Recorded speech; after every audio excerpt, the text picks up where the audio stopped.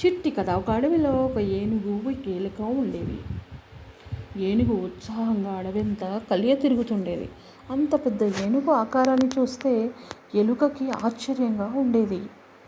ఒకరోజు ఎలుక ఏనుగు దగ్గరికి వెళ్ళి, ఏనుగు నాకు నీతో స్నేహం చేయాలని ఉంది అని చెప్పింది. ఆ మాటతో ఏనుగుకు బోలెడంత కోపం వచ్చింది. చిచి, నా కాలిలో ముళ్ళంత లేవు, నీకు నాతో స్నేహం కావాలా, పో అవతలికి అని కసిరి కొట్టింది. దాంతో ఎలుకకు రోషం వచ్చింది. నేను నీతో ఎందుకు స్నేహం చేయకూడదు? నువ్వు నల్లగానే ఉన్నావు, నేను నల్లగానే ఉన్నాను.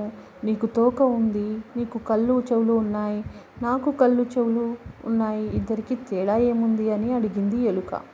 నేను నీకంటే ఎన్నో లక్షల రెట్లు పెద్దగా ఉన్నాను, నీ వంటి అల్పజీవితో నేను స్నేహం చేయను అని ఏనుగు వెళ్ళిపోయింది.